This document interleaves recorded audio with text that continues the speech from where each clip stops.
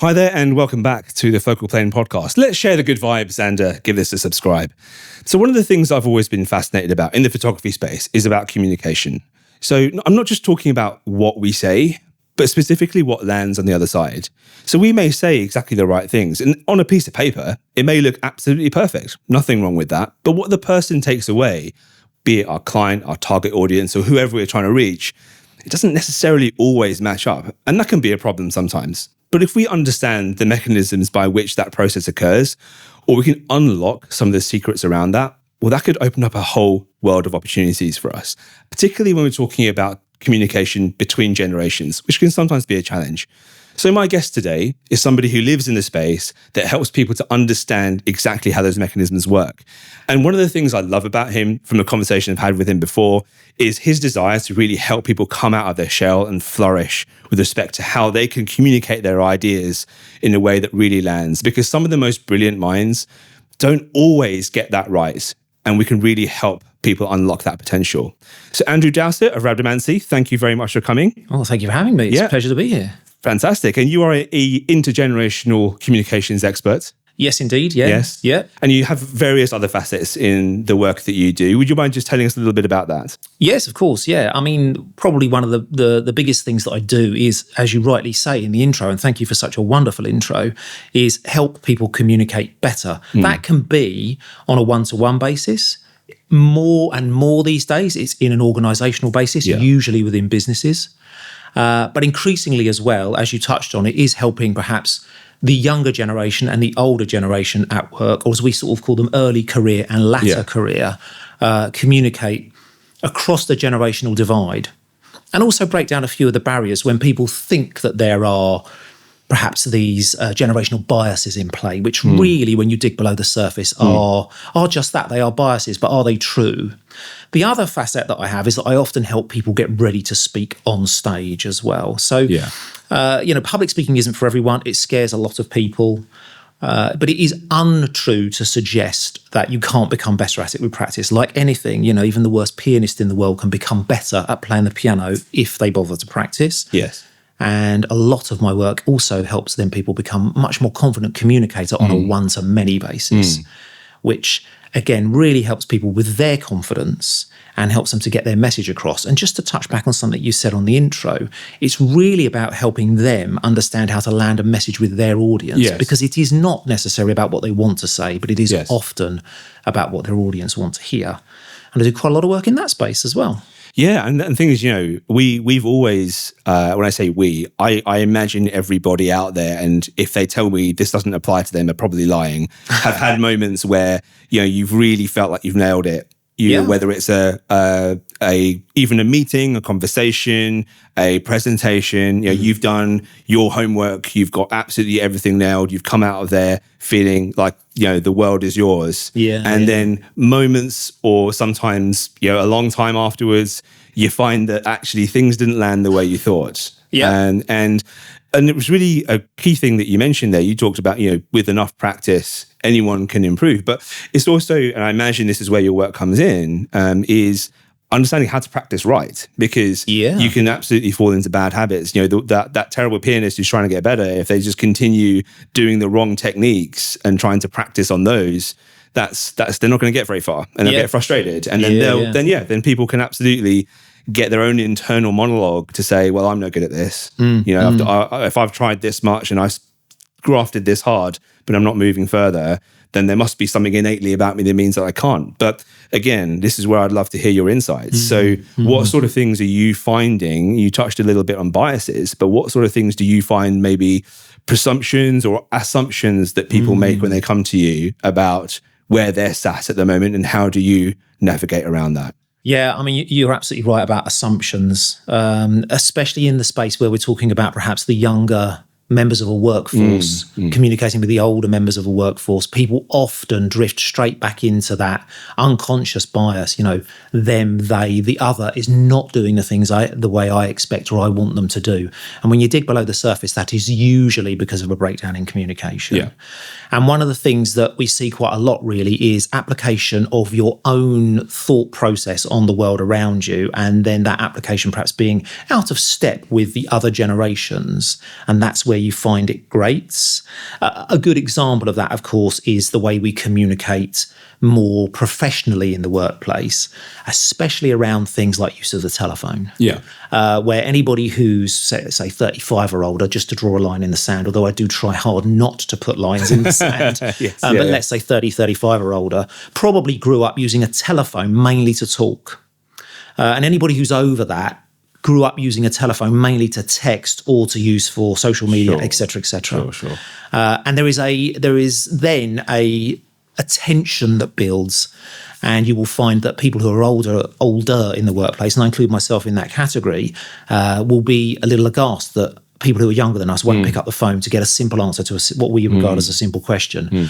Unaware, perhaps, that younger generation have quite a lot of telephone anxiety. Yeah. Because they don't use it to chat as much unless it's via text. And the beautiful thing about text messaging, and I won't take anything away from it, is that it gives you time to think about your response. It gives you time these days to run it through an AI filter and go, this is what I'm trying to say, but I'm struggling to say it. Whereas face-to-face verbal communication, direct communication on the telephone, I mean, you can tell even I did that because I'm of that generation. It would be that or that these days. Yeah. But nonetheless, that is immediate, and people get quite a lot of anxiety from that. So when you start to break down the reasoning behind it and look at the what I always say, look for a reason, not a symptom. Because an unwillingness to speak on the phone, let's say in this particular example, is really a symptom. Yeah. The reason behind it might be because it's caused by anxiety. But if you look for the reason of the anxiety, it might be because there's just not been that much practice for that person.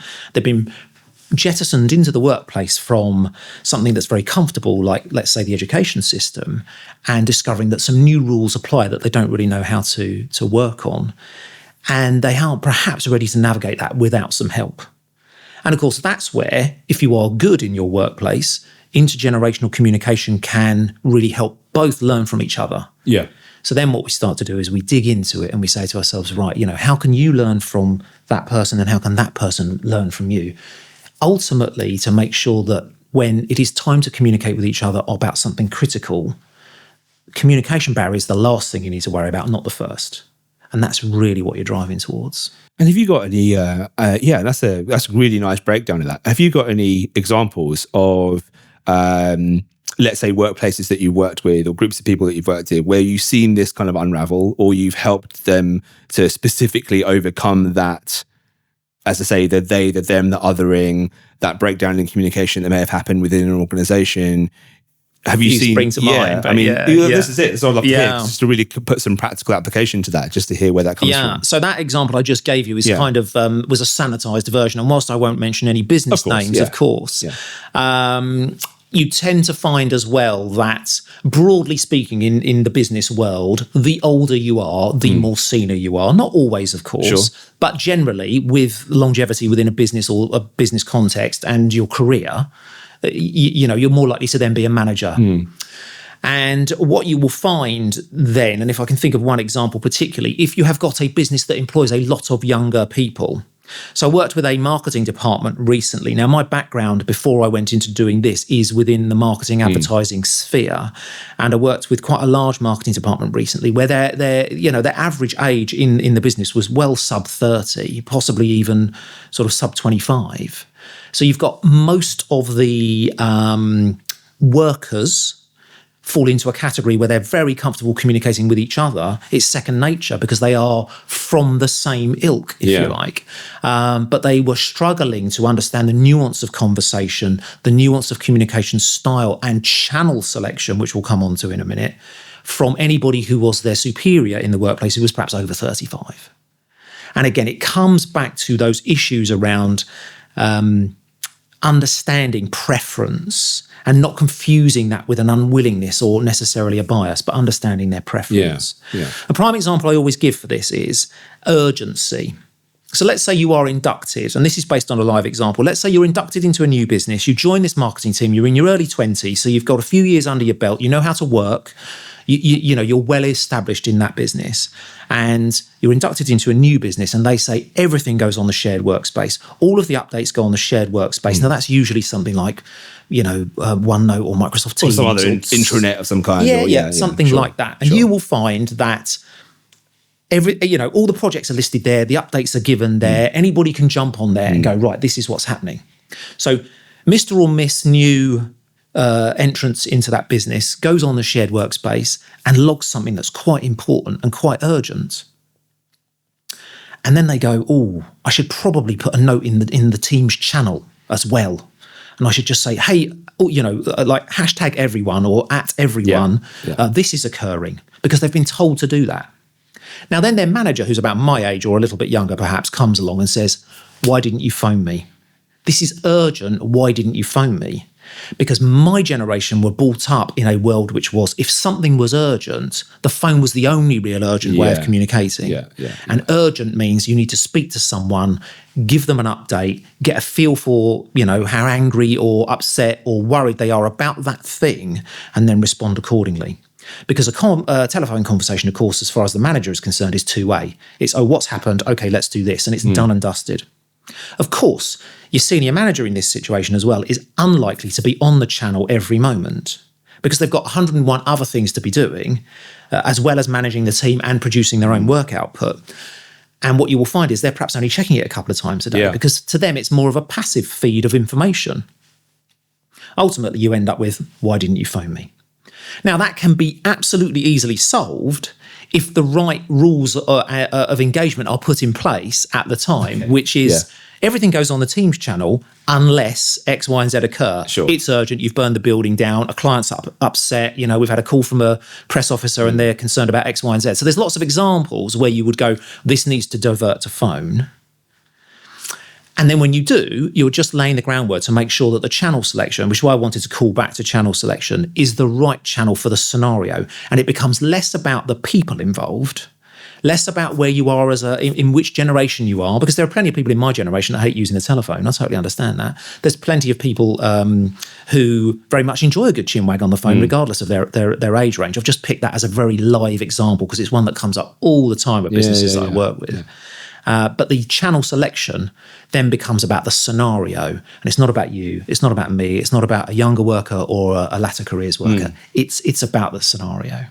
Okay. And so you touched on a really interesting, just general broad example there around different, let's say, channels of communication or different, more and more we have different platforms by which we communicate with people, way more than we used to, pre-pandemic, for example, right?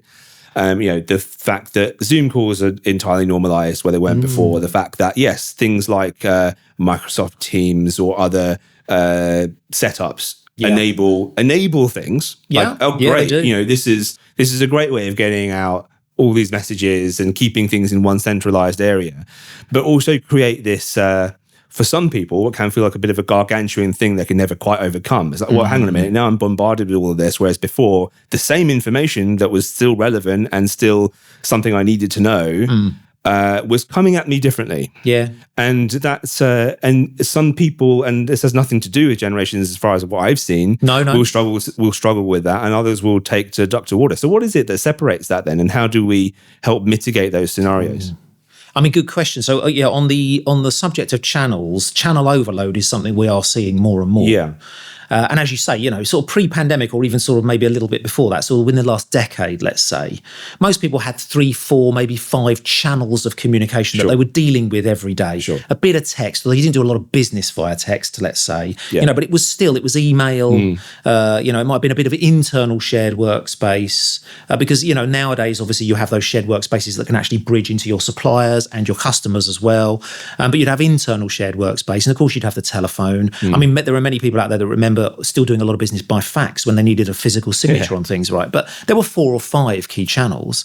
Now, when you look, you're absolutely right. You've got a shared workspace. You've got an intranet. You've got your extranet. If your customers are involved, you might have Slack channels. Yeah, your WhatsApp business and your personal WhatsApp. You might have a lot of people conducting business on WhatsApp. Yeah. You might have what I call organic groups set up on WhatsApp, where a group is set up just for a particular project, then becomes a repository of quick conversations months, if not years into the business, when that original reason for that being set up was sort of over because it was a project group, but they found it very useful. So you've got organic growth of channel as well.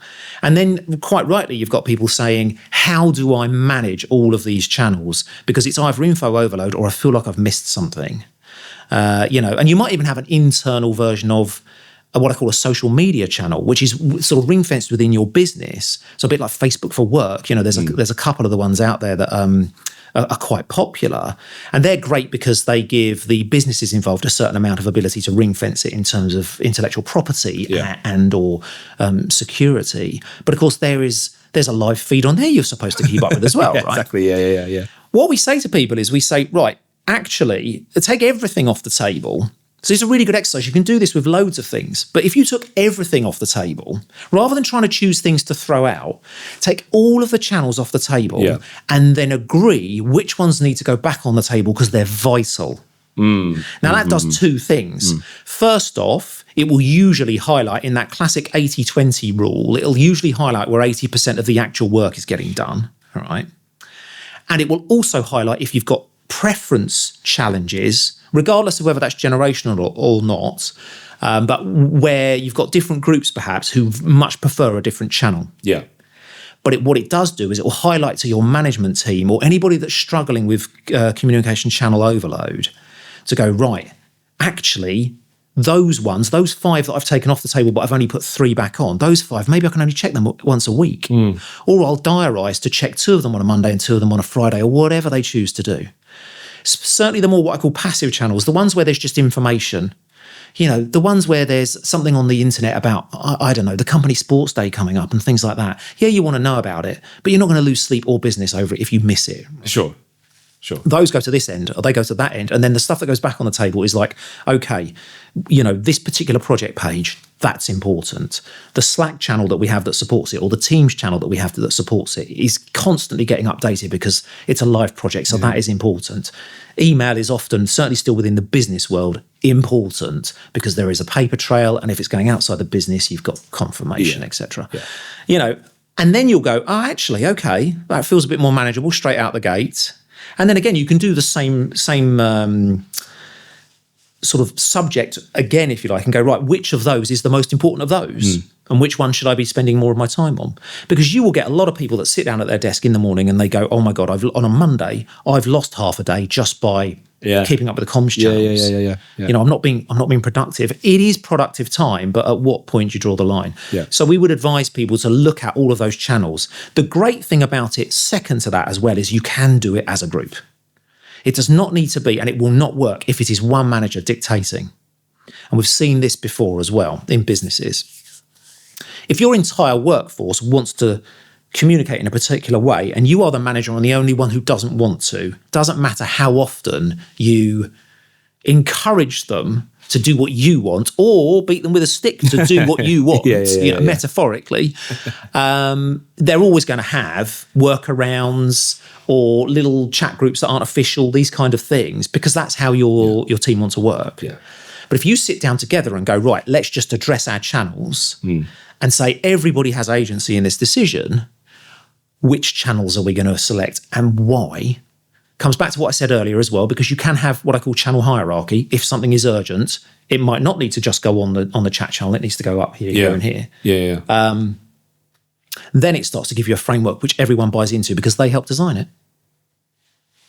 And what's that absolutely, you get the buy-in and you get the ownership of understanding. Okay, we've all sat down this table together. We have figured out the solution together, and that gives us an impetus to make it work. Like actually, there is something consequential to us now, more than just telling off from the manager of it not going the way that it's supposed to, because this is the way that we understand and we want this to work. That's a really powerful way of doing it. And there's so many things in business and in teams that should follow a similar mantra around people doing project charters, team charters, understanding each other's roles and responsibilities, even within a framework of communication, is as important as it is who's responsible for X, Y, and Z in this project. It's the same. Ultimately, these are the links and bridges that gap everything together to create the thing you're trying to achieve or the vision you're trying to move towards, whatever that may be. And so it's a great way of looking at it. And if I dive into that a little bit more, so let's say we've got a scenario where we've narrowed down these channels. We know amongst the team members exactly where we're going with this now. One of the things that I've seen and certainly experienced, and I'm sure many others have, is, well, okay, you've sorted that out now. but things still don't land. Yeah. You send the email, someone else comes back and says, "Oh, you sent this to me that said this." No, I didn't. I didn't say that. And let's get the email up together. It's like, yeah, that's right there. No, it isn't. Are we looking at the same thing? It's like, I mean, 2 + 2 is 4 until it isn't. Yeah. And that's a big thing that can be a real issue, right? And naively, perhaps there may be a intergenerationality issue to do with that, but not always. And we can find that even between, people of a similar demographic, age group, whatever, these things somehow still don't land. Or the way that we speak and that we write are different. The way that we read and the way we hear is different. Yeah. And that can cause some real big issues with, interpersonal conflict, team dynamics breaking down, ultimately, a business trying to get from point A to point B, just coming unstuck with these issues that then cost a lot of people a lot of money trying to solve sometimes. Yeah. So where do you come in here? So in terms of really honing down how people, or understanding how people perceive and receive communication that they've heard. Yeah, I mean, so I would say if we're talking about the modalities of the channels that we've chosen, that's one part of it. Yeah. Okay. And you're absolutely right to highlight some of the others that you've highlighted because of course, anything applied to a channel that is poorly communicated is still poorly communicated, right? Yes. So no, you're absolutely bang on. When I work with businesses, we talk to them quite a lot about their communications charter, which is, again, it's something we draw of. It's essentially what I've just mentioned to you, where we draw people in to talk to each other about how they want to be communicated with. But it isn't just about channel selection, because it's quite one-dimensional. What we also talk about is tone of voice. We also talk about nuance. We talk about slang. We have a whole conversation about in-house speak, because a lot of businesses, my background comes from quite a medicalised industry at times, yet that industry, like the legal industry, oh my goodness, they love a little bit of in-house speak, which nobody else can understand, or a three-letter acronym, which is fine if you've been in the business for 20 years, but if you've not been in the industry for a year, you have no idea what people are talking about. So we will address all of those as well. So you may have channel selection over here. You may absolutely have, the next big one for me is tone of voice. So channel selection, and the example we always give here as well, let's say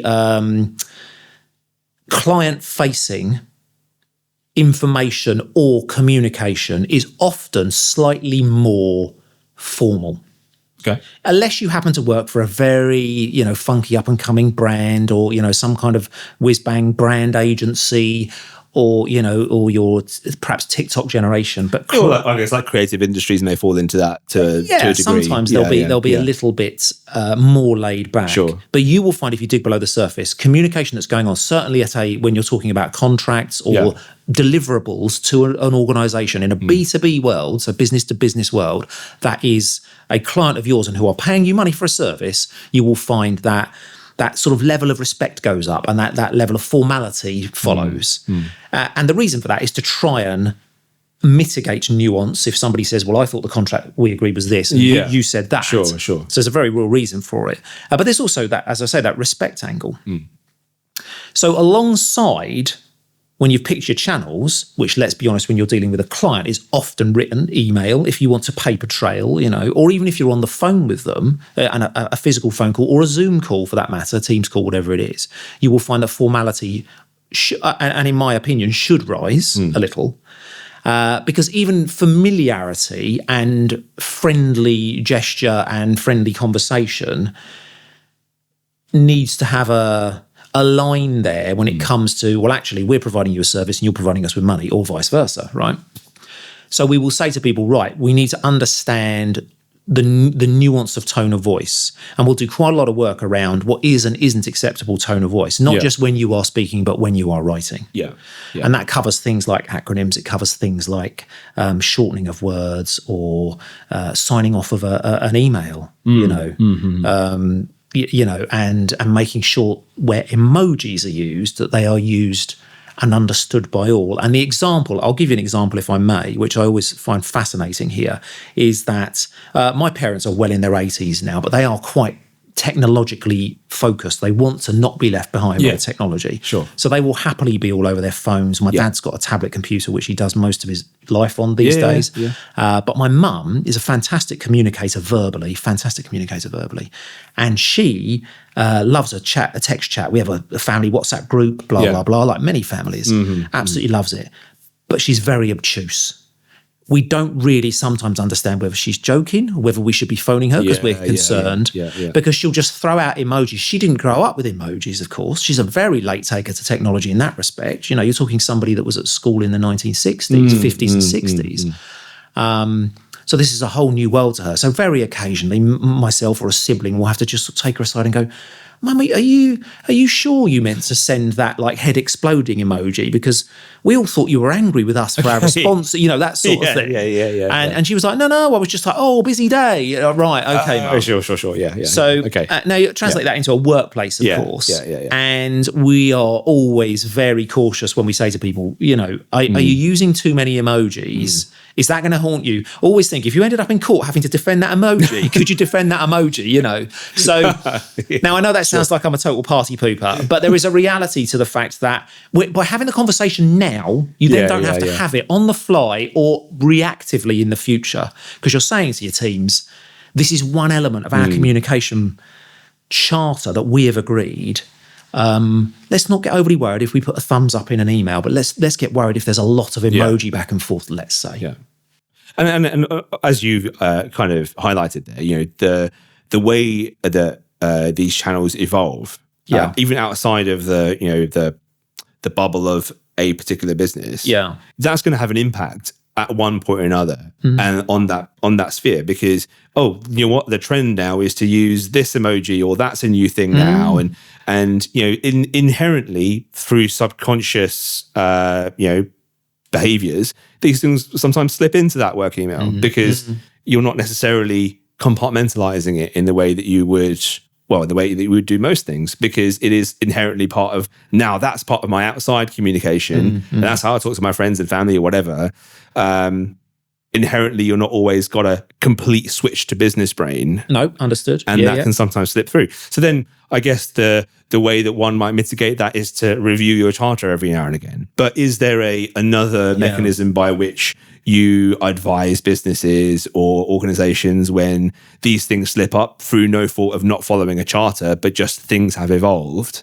Where do you kind of help them with those sorts of scenarios? So we do. I do the 4 R's for this, which is sort of role model the behaviours you expect to see. Reward them when they are seen, review them when they're not. So the first two kind of speak for themselves, really. You cannot expect any team to follow a charter if, after you've written the charter down, the manager puts it in a drawer and then doesn't follow it themselves, right? That's an absolute no-no. Rewarding that behaviour, and I'm not necessarily talking about cash monies and things like that, but, potentially acknowledging that in a team's call or in the all hands call or whatever you call it, saying this person did this thing and it was the right thing to do. Review when it, perhaps doesn't go well, and then reiterate as well. So it comes back to what you said there. An iteration very much is required here, because what was good 6 months ago may not be good in 6 months' time. And that really picks up on what you were saying there. Language moves on all the time. The cult of personality means that words come in and out of fashion really much quicker than they ever used to. Yeah, absolutely. As you say, non-verbal cues come in and out these days. Sort of hand gestures sometimes mean different things. And, look at the whole sort of 6-7 craze that's going on with Generation Alpha at the moment, where there's hand gestures that go along with it. Now, I haven't got a hope of keeping up with that, but I'm not quite sure whether someone's kind of throwing me some shade or whether they're actually saying that was a good thing. So, bearing all that in context, I would just pick up on something you said earlier as well. I would never suggest that people should not be bringing their authentic self to work.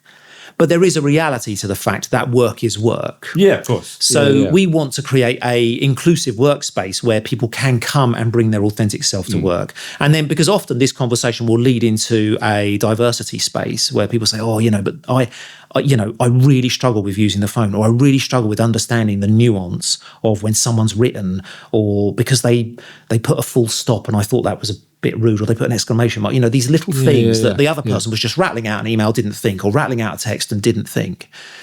And I totally understand that, because there is very much a drive these days, and rightly so, to allow people to exist in that workspace without that anxiety.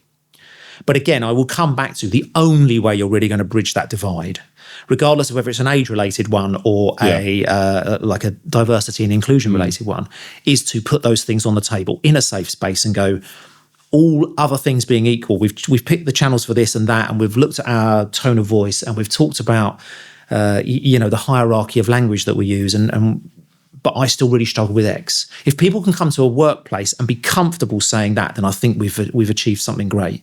Because I know when I started in the workplace, sort of in the late 80s, early 90s, sorry, not late 80s, early 90s, probably in the early 90s, let's say, it was much more formal. I can remember getting told off for not having a tie on, because I'd come back from the barbers and they'd kind of grazed my neck with the old razor. I'd come back from the barbers and I'd loosened my tie and it was sort of just a bit loose. Sure. Remember getting sort of told off for that. So in an environment like that, I mean, not seriously told off, but getting told off a little. And in an environment like that, you're not going to suddenly say, oh, well, we've agreed on how we're going to communicate with each other, but actually in this instance, I can't do that because it doesn't work for me. But in the modern world, I think you should be able to say things like that. You should be able to bring to the table things that concern you. And your manager is not going to solve it all for you, and your group is not going to solve it all for you. But what they might do is all go, that's a good point. At least we're aware of it. Yes. And there's a lot of power in that too. Absolutely.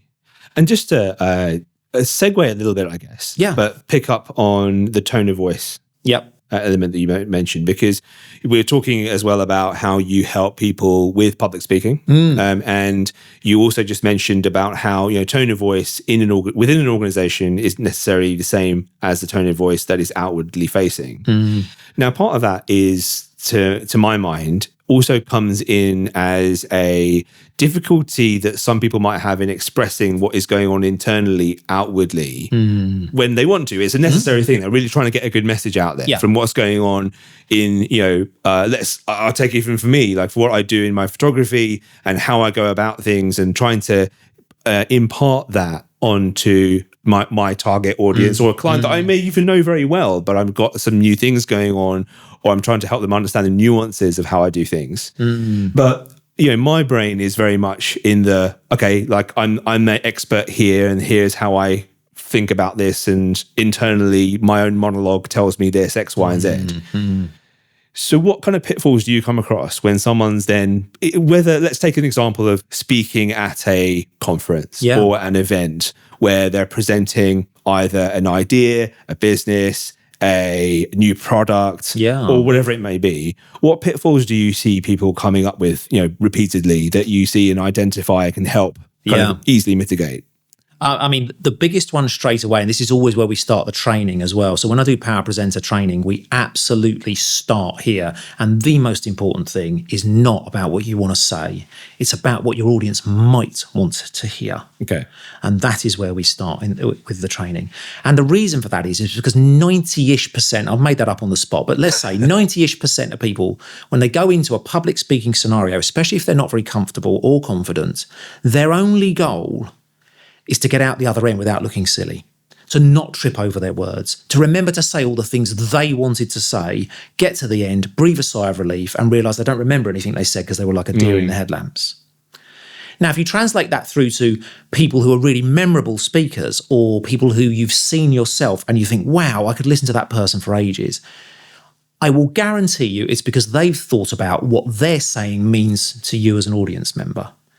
And we always say, start with your audience, because it's only, if you draw a little Venn diagram, it is only where what they want and what you have to say overlap a tiny bit in the middle, where you have any relevance. Yeah. And that little tiny slither where you have a tiny bit of relevance, focus in on that, and suddenly the people in the room are leaning forward in their chairs and they're like, oh, this is interesting. This guy gets me. Or that girl's talking a language I can understand. You are suddenly getting, before you've even opened your mouth really or got into the meat of your presentation, you are making it about them. And a really skillful presenter will try and do that as quickly and as efficiently as possible. Now, there's a couple of ways you can do that. I won't give away all my best material. Of course, yeah. But there are, and if you follow me on LinkedIn, of course, that I put lots of this sort of content on there as well. But there are a couple of ways you can do that. Make it relatable. Make what you are saying relatable to them. And there's a couple of key pitfalls. Let's go back to your pitfalls. Straight away, if I'm speaking at a conference, is it international? Because if it is, I've got to be careful about using nuance of language that is very British. Mm-hmm. And the example I always give here is if I start talking about Morris dancers, I don't know why I would, but if I was, that's a very, very niche British thing. So all the Brits in the audience will get it straight away. Yeah. But if I'm at an international conference, even though the level of English language will be amazing, because it seems that most people I meet these days, even if English isn't their first language, their English is still amazing, much to my own shame. So they'll understand the words, but will they understand the meaning? Yeah. So straight away I'm thinking, right, do I need to be mindful of the type of words and the language that I'm using? I don't want to come across as being robotic, but if I'm practicing for that conference beforehand, and of course everybody should have a practice because going on stage without is silly, then I need to be mindful of that. As I say, then you've got relevance. Who are my audience? So still, the first two things, I've not thought anything about what I'm saying. I'm thinking about them. Who are my audience? If it's a TED Talk, they are here to listen to and hear something fantastic, something they've not heard before, something groundbreaking, something that's going to make them sit up and think. Mm-hmm. So it can't be a sales pitch. I mean, you'd never get into TED for that, but you know what I mean. Yeah, it can't be a sales pitch. Sure. So relevance to them, and relatable to them, and then relevance, I would say as well. One of the great things about when you are planning an important speech is how do I use examples that ground it in somebody else's life. So as I say, when I'm training it in as well, we talk quite a lot about the powerful use of examples when you're telling your story or laying out your pitch.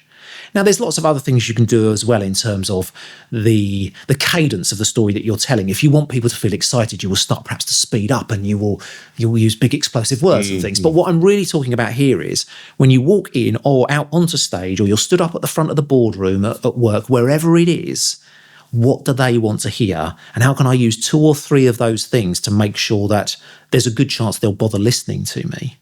I don't remember the stats, so I'm not going to make one up. Sure. But a large chunk of what you say when you are presenting at work or on a large stage is forgotten unless it's very, very good. Mainly because people are absorbing only a small amount of what you say. To really make something land, it's got to be relevant to them. And you've got to think about that. And have you got any examples of maybe clients that you've worked with, anonymously, of course, where you've helped them really turn that around and seen some fruits of that? I mean, we always do a follow-up. So when I do the Power Presenter course into an organisation, we will usually do a follow-up sort of initially a couple of months afterwards to see if anybody's had an opportunity to put that into practice and if they've hit any roadblocks. Because it's really important to think this isn't it's not a one and done. It is a practice. People practice yoga, they practice medicine, they practice all sorts of things. Yeah. Learning to be a great public speaker is exactly the same, or as a presenter, you need to keep practicing. So revisiting it is really important.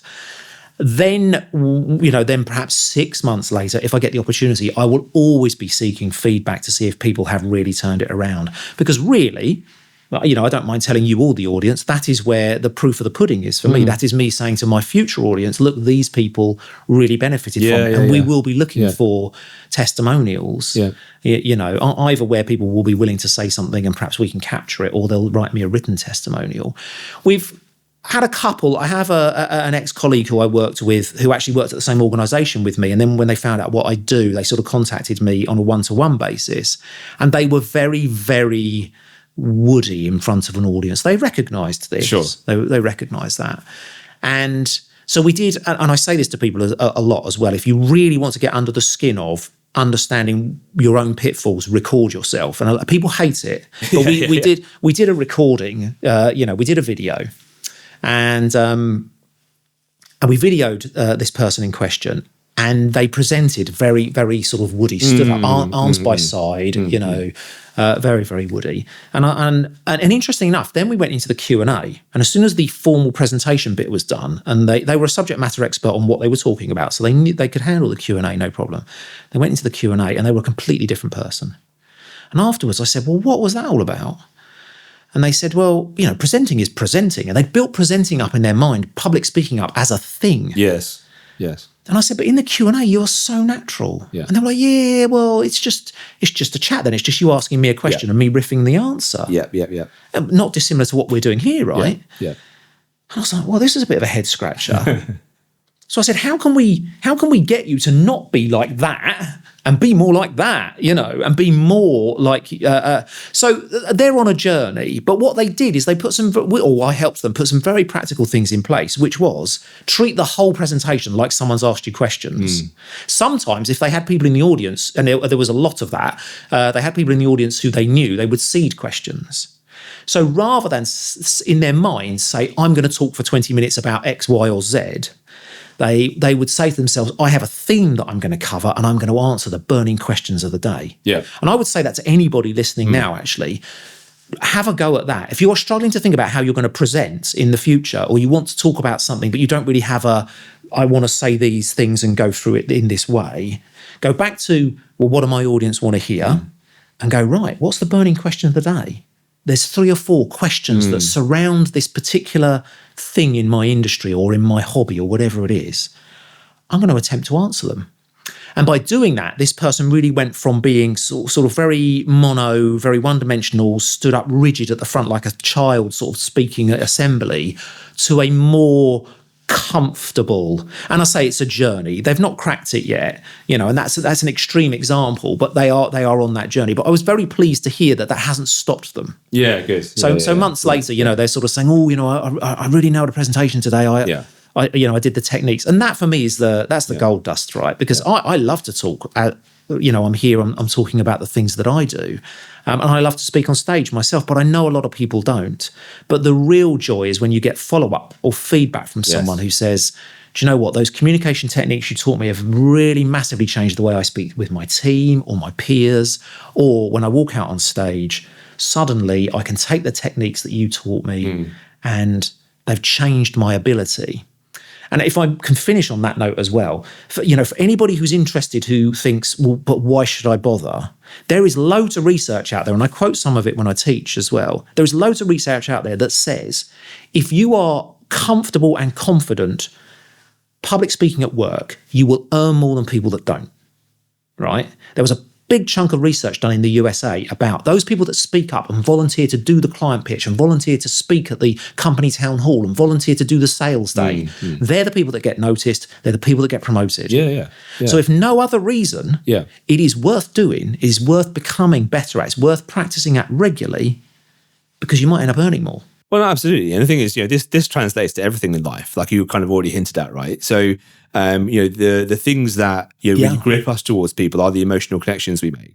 So you talk about relatability, you talk about burning themes and desires, pain points that might come up that you want to make sure you really make your audience aware that you're going to be tackling quickly. Then people remember the feeling more than they necessarily remember what you said. Yes.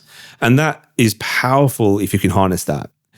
And a lot of what I have seen from my own journeys into various similar things or other friends, colleagues, etc., a lot of it is about giving yourself permission to do that rather than the confidence in and of its own nature. Yeah. So, like you were saying about the example of the client who was a bit woody in front of doing that presentation, but then the chat is fine because they've part of that in that monologue that they've given themselves. Okay, well, this is just the chat part. So I now give myself permission, subconsciously, of course, to go, great, I can just... And you see the shoulders do that. Dip. Yeah, you do. And and like you say, the journey of that is what's important, right? So nobody should expect an immediate result from going, okay, here are the pitfalls. Oh, I know how to solve that now. The next time it will be fine. Because you have to change that internal monologue. And because otherwise what you're doing is superimposing techniques onto still that internal monologue that isn't the thing that is what your audience wants to hear necessarily in the most efficient way, that isn't tackling those pain points, that isn't inherently trying to make that emotional connection. And of course then, if you can harness that, people remember you, people remember how you made them feel, people then think of you when they see something favorable, or when they think of you, feel something favorable. Yeah, wonderful, yeah. And of course, that's going to translate to all sorts of opportunities and open doors that would otherwise not be there. So I completely get where you're coming from here, the importance of that. and harnessing and understanding that it is something that is worth working on in not just the public speaking space, but how we communicate with everybody in any space can be a really good linchpin to just help people understand and move forward in that journey themselves. Yeah, definitely. I mean, without any shadow of a doubt, to pick up on what you said there about how people make you feel, they'll always remember if someone made them feel good and if someone made them feel bad or belittled. They might not remember what was said. They might not remember the context of why it was said, but they'll remember how they feel because it's such a powerful emotion. And if you can tap into that and practice tapping into that, then theoretically the world is your oyster because you are already a step ahead than somebody who's just delivering information. Yeah. And this is something that it's just not talked about or focused on enough when we are going about our day-to-day, because we're just going about our day-to-day. But if we harness this and understand the power of that, that's huge. And what do you feel when you see your clients going through that journey? What kind of emotions does that stir up for you? I mean, it's interesting, of course, because I would imagine a little bit like anybody who's perhaps a dietitian or a nutritionist, nobody wants to eat in front of them, right? When anybody finds out what I do for a living, they quite often don't want to present in front of me. Nice. And I do remind them that, I've had some train wreck presentations where I've stumbled over my words and left bits out. And, but then we do have a whole conversation around how you recover is a really important as well, is a really, really important part of it. And when I teach, I do a whole section on hecklers and adverse reaction, because it's quite important to understand that when things are going good, everything's fine. It's how you shine when things aren't going well that really make a difference.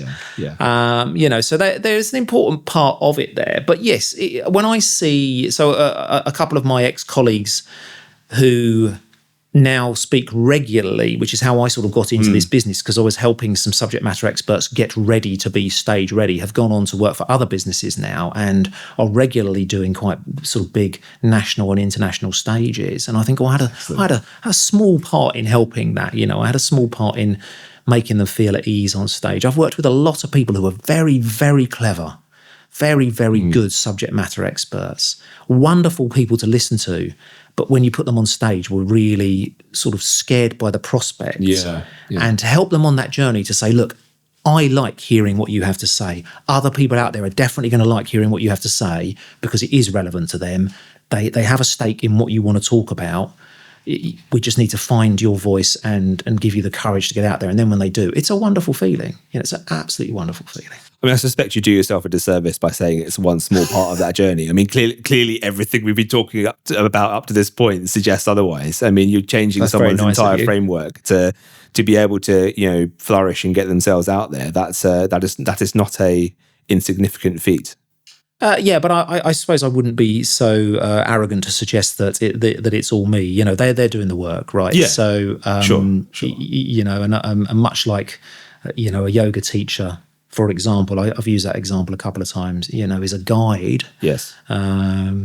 So when you're talking about helping people communicate with each other better or stand up on stage and communicate well, they've got my guidance, but really it's them that's put the effort in. Yeah, and we're all unique individuals. We can't possibly sit into, however robust and considered these frameworks may be, we can't just follow that script and expect it to just work. We have to impart our own selves into that and invest ourselves into it, because otherwise, we don't see those results, and it comes back way back to what we were saying before. The practicing with the right techniques and the right mindset is what can really elevate you. But it's a journey, it's a process. It won't happen overnight. Absolutely. So Andrew, where does this all come from? So there's we've sort of done this in reverse, really. I often tend to ask these questions first, but I was kind of fascinated in particularly the intergenerationality elements of what you bring. So I really wanted to focus on that first. I'm glad I did. But where does the passion for this come from? What has led you to your company, Rabdomancy, all of that? Take us through that journey. Sure. Okay. I mean, so I've always been quite a verbal communicator, and I now know that's because I, growing up, had quite a lot of learning difficulties with the written word. I'm actually quite a good writer now, but as we say, it's a practice thing, right? I spent a large chunk of my career working in marketing, so copywriting is a big part of that. But nonetheless, I found early on that I liked to communicate verbally. I really had joy from being able to see when I got my point across that people really understood what I was saying. Like I say, putting my audience first. But that didn't happen by accident, I don't think, because I was really fortunate throughout most of my life as a young boy and man, and right up into sort of early middle age, to have a mentor that really stood out for me, who was just almost littered my world with brilliant examples of how to be a decent communicator.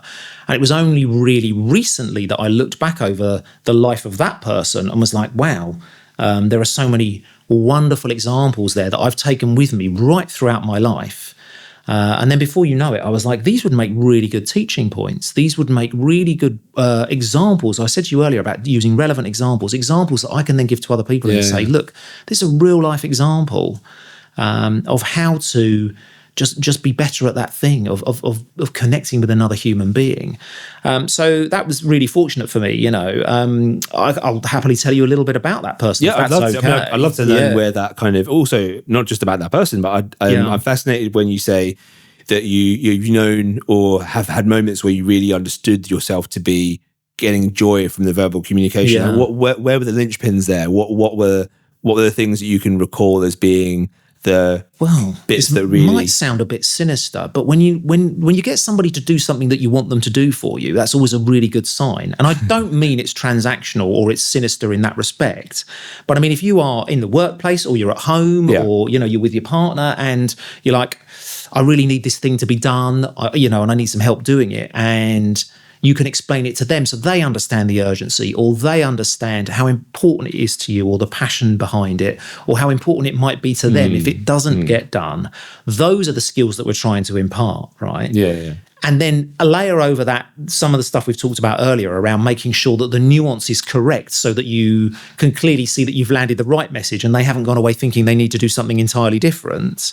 So when things come together like that, it is a wonderful. Give us an example, just anything, because otherwise, what you said is just quite surface level, and I can't myself quite picture what you mean. Yeah. So just give me a real life example that's in your mind. I think it's about tailoring your message. So one example does spring to mind. This is going back a long way, actually. So sure. I've done quite a few festivals in my time, different types of festivals over the years, and not all music ones, but I really wanted to go to a particular one that I liked. It was a very laid back, chilled one that had a much cruisier vibe than some of the intensity that you will see on the modern festival circuit. And I wanted to go. My partner couldn't go, and I didn't want to go on my own.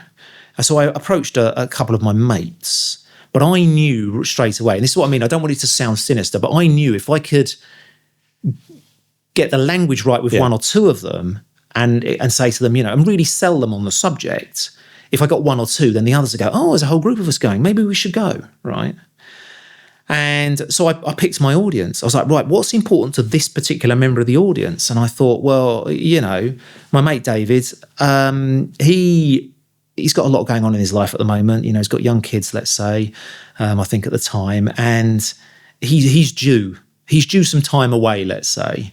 So I that's how I laid it out to him. So I changed my messaging straight away and said, look, man, you've been saying you want to go. I really want to go. I ain't going on my own. Do you fancy it? Can you get away? Because I understand you've got young children, etc.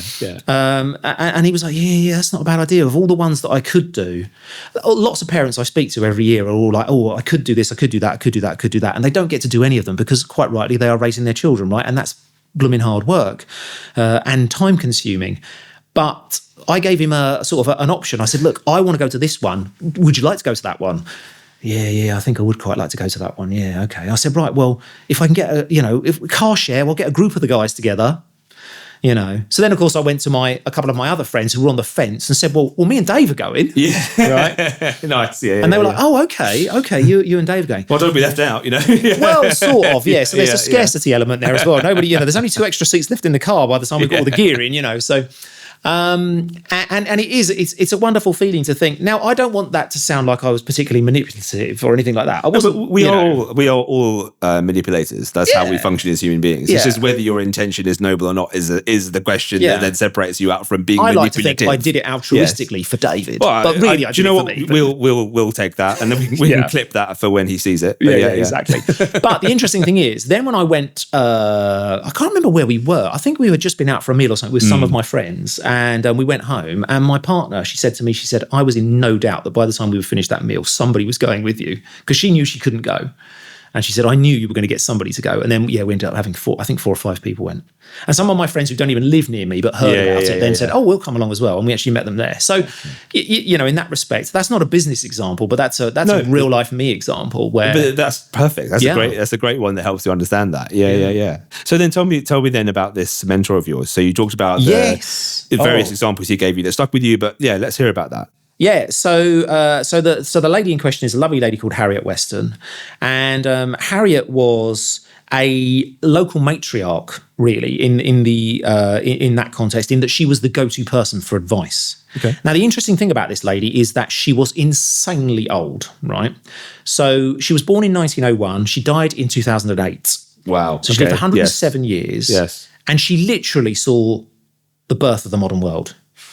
This was a lady who gave me a first-hand account of remembering what it was like when the Titanic sank, because she remembers it hitting the news, through to the Wright brothers, 1969, a man on the moon, and within her lifetime, social media was a thing. Yeah, of course. Right, so you've got a full spectrum there. But she remembers a time, and when I deliver my talks about intergenerational communication, she is the linchpin, because I will say to people, we should stop looking to technology to solve our communication problems and start looking to the past. Start looking to how people used to have to communicate before tech really existed, and take some of the lessons from that. And Harriet is our guide throughout that when I'm on stage. And her wisdom, I was very fortunate enough for her to be in my life for a number of years before she died. And her wisdom was always about practical solutions. She was from the make, do, amend generation. She was born into what one would call abject poverty, and had, I think, 7 or 8 siblings, 3 of which didn't survive beyond infancy, dying from things that today we would regard as absolutely laughable. But back then, right, just so she had a hard life. She had a hard life, but she never let that get her down. This is a sort of woman who had a job until she was 99, lived on her own until she was 101. And the reason one of the reasons that I know her very, very well is because she lived in the same block of flats that I lived in. So she lived in the basement and I lived in one of the attic rooms in a big old Edwardian house that had been converted into flats, you see. Yeah. So I got to know her very, very well in that respect, or reconnect with her, I should say, in that respect. And she would always have a good example. When I teach public speaking, I always say use examples, in real life examples. She would always have a good example. And some of the things that she would teach, I'll give you a couple if you'd like, but she would always say, when you're looking at a difficult situation, her favourite one was, you've got 2 eyes, 2 ears and 1 mouth. So listen and look twice as much as you talk. Now, I like to talk. Right, it's partly why I do the job that I do. It would be weird if you didn't. But I absolutely understand the power of listening, because so often when we are looking at somebody from outside our own generational group or outside our own social group who isn't communicating with us the way we would like, we put it all on them. We go, they aren't doing what I want. They aren't sending me the information in the way I expect it. They aren't picking up the phone to me. They are only giving me a 1-word response on a text. Why is that? They. Mm-hmm. Never or rarely do most humans sit back and go, what's the cause of that? Yeah. What, am I really listening to this person's challenges? Because we're too preoccupied with our own agenda sometimes, right? Usually. And I know we're all guilty of it, and I know none of us are perfect, and I'm certainly not. Sure. But it's a really important life lesson that she was like, just shut up and listen. She was a brilliant listener. She was good. She was doing things that today we would call advanced coaching techniques just by being a decent human being, long before the term coaching was ever even coined, really. And she was the go-to person in her community. And people would, they would ask her for anything, medical advice, gardening advice, relationship advice, they would go to her and ask for her opinion. And I'd witnessed her just be very good at asking one open-ended question and then shutting up. Mm-hmm. She'd have made a great podcast host, probably, because she'd ask one and just let you run. Yeah. So that's one thing. The other thing I would say, just to highlight from her as well, is that she was a absolute powerhouse of a person in saying, like, little sayings and things. But one of her favourites, which I absolutely try and live my life by, is walk a mile in another person's shoes. Mm-hmm. It dovetails very much with listening to whom you are speaking, but walk a mile in another person's shoes. And that goes back to when I talk about, let's say, the diversity and inclusion agenda. When you're talking about communicating with people, walk a mile in their shoes. Yeah. They may not be not communicating the way you want them to communicate just to be mean, or just because they don't like it. It might be because they really struggle with certain aspects of what you have asked them to do. Yes. But have you ever asked them? Yes. Have you ever actually sat down and thought, oh, crikey? Another classic one is work shadowing. So you translate that into the real world of work, right? Walk a mile in another person's shoes. A manager will be like, why aren't you putting the updates on the team channel? And this person might be, I am genuinely overworked. I don't have time. I'm barely getting the product out the door, or the code compiled if they're a coder, or the sales orders processed if they're in sales. I'm barely getting those out the door. And then you want me to spend another 5 minutes per sales order updating the Teams channel, live. I'm not even allowed to do it at the end of the day. It's not until I, as the manager, let's say, do that job for a day or shadow that job, am I going to walk a mile in that person's shoes and go, blimey, that's a massive admin burden. Yeah. Right. And it's by doing things like that she would say, don't be too quick to judge, walk a mile in that person's shoes. So throughout the talks that I give, and the very real practical information that I give, say I'm doing a workshop with early careers people, we will try and weave in stuff, because Harriet was a great example of how, not to be a mean-spirited person and to be a great communicator. I always say at the end, I do the big reveal at the end, and because people go, well, how the heck did you know this lady? I was like, I was really fortunate because she was my maternal grandmother. And I always try and leave that bit till the end. And I say, so I had her in my life for, the best part of 40 years, which I didn't expect because she was old when I was born. But, right up until she finally left us in 2007. And I think a great accolade, to go back to something you said earlier about, what really makes you smile when you think of when you've done something well. Harriet gets talked about all the time by the people that knew her. Even now, she often comes up in conversation in my family and my extended family and people who knew me as a kid who knew her. And that, to me, is the real legacy of a decent human being. And we're talking nearly 20 years after she's passed on. And the impact that she's clearly had on you and your entire journey and what you impart onto others. And there's so much power in what you said and what Harriet has clearly been had shared with you.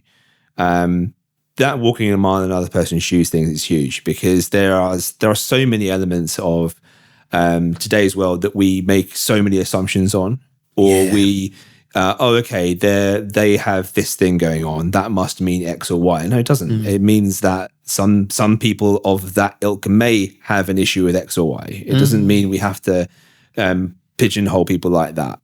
But understanding where people may have experiences or elements, people that have shaped them or shaped their own inherent biases or shaped their own understanding of how the world around them works.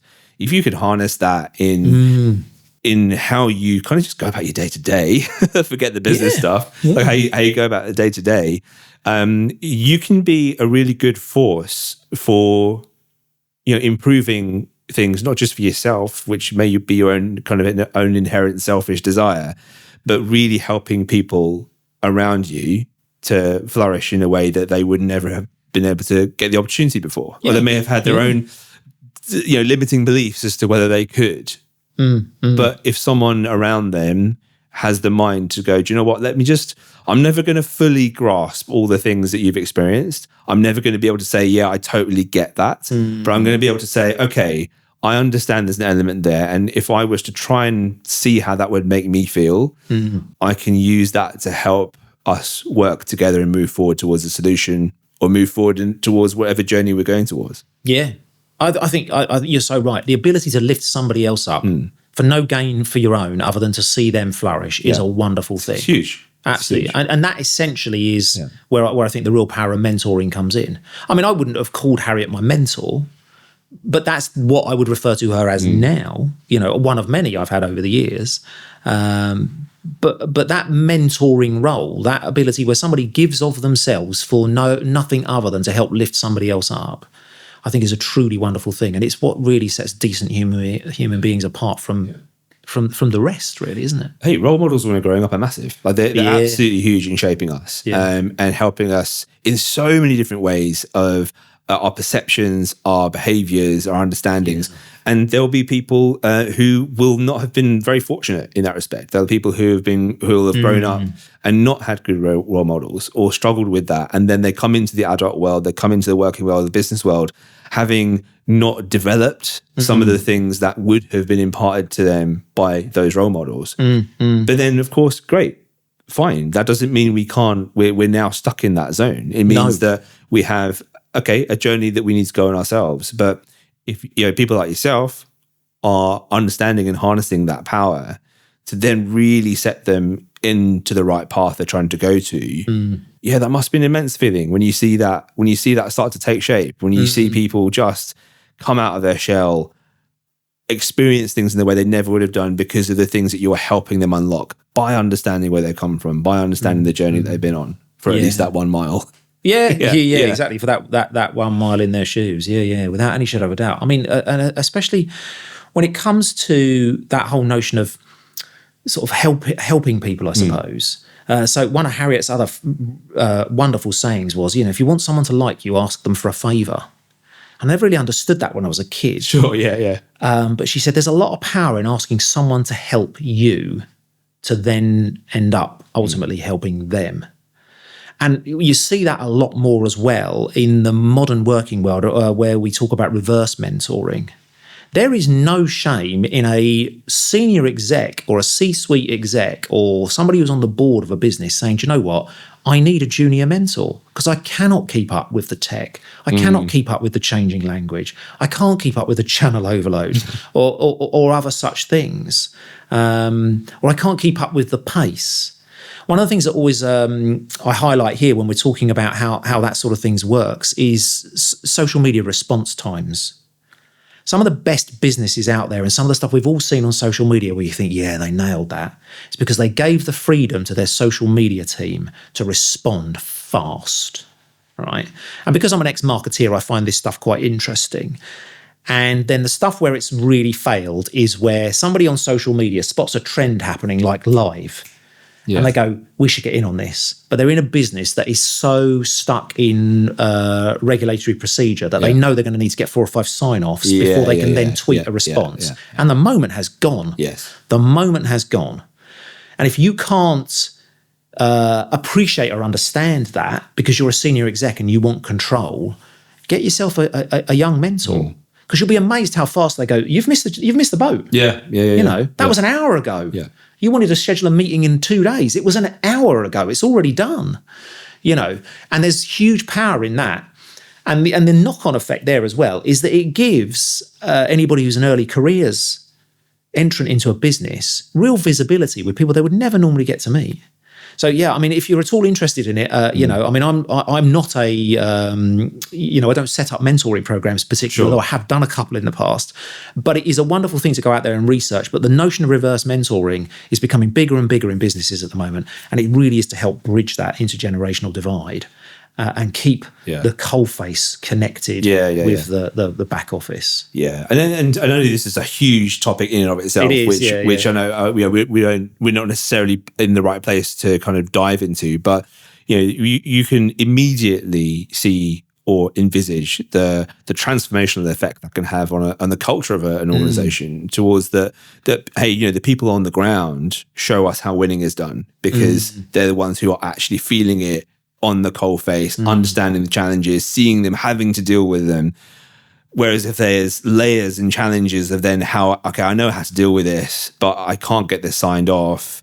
it just creates that multi-level divide. Of course, yeah, hey, look, organizations need hierarchy. Of course, I understand the organizational structures, but if you're, the person who's responsible for actually enacting the thing that needs to be enacted understands the tone of voice by which the organization wants that to come out. Exactly. And doesn't need permission because they've been given the tools to understand this is the way that our organization would get this message out. It's there, it's live, great. I know that I'm going to be supported by the view of what I say will be backed by the people above me. Yeah, very important. If it doesn't quite go to plan, they will back my intention was the right one. Yeah, yeah.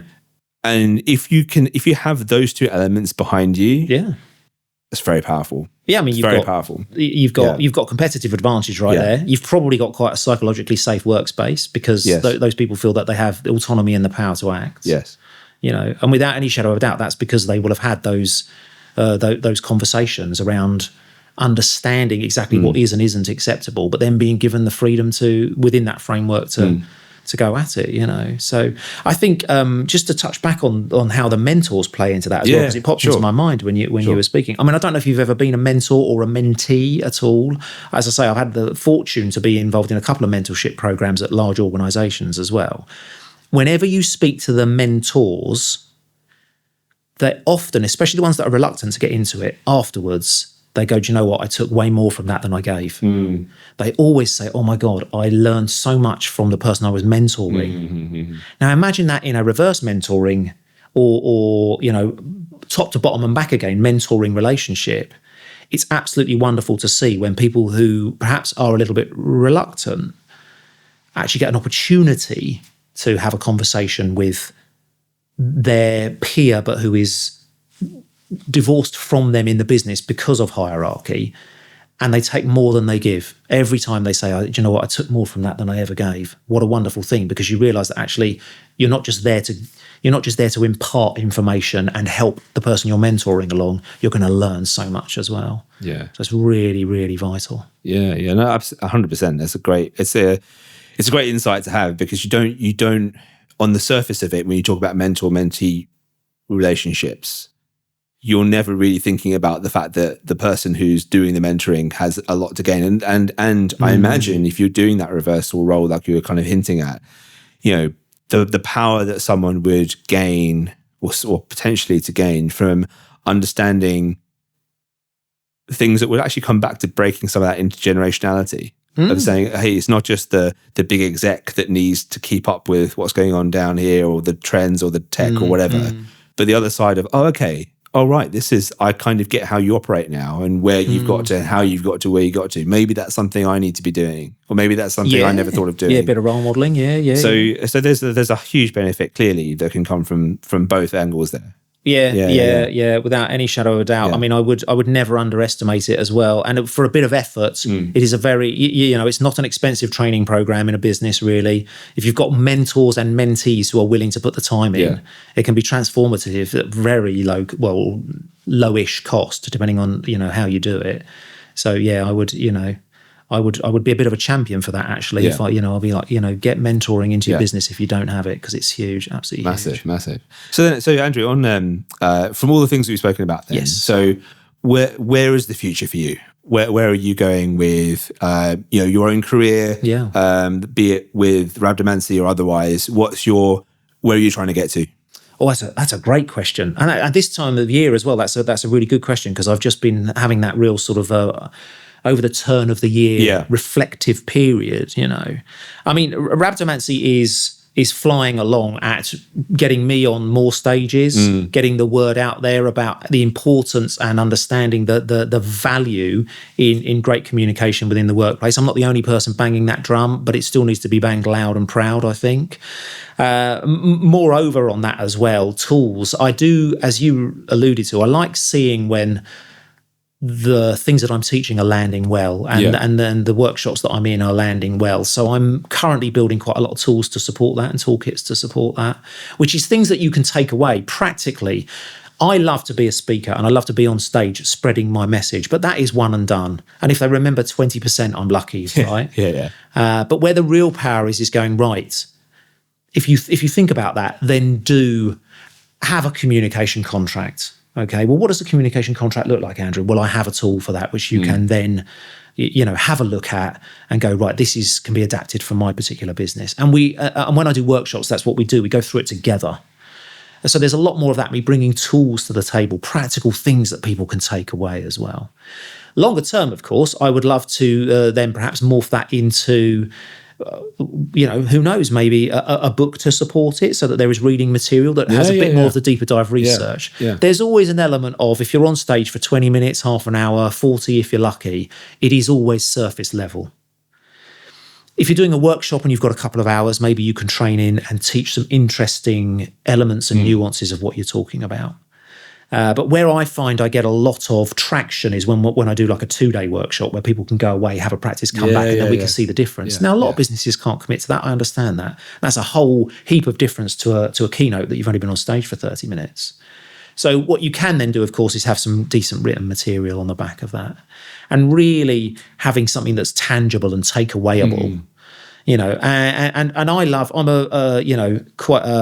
quite a keen reader myself, so I love to absorb what other people are saying on this subject. There are great writers out there that talk about presenting, that talk about the challenges of 5 generations in the workplace, for example, which we're sort of on the cusp of now, really, because we're about to see what we call Gen Alpha, so anybody born after sort of 2011, 2012 coming into the workplace soon.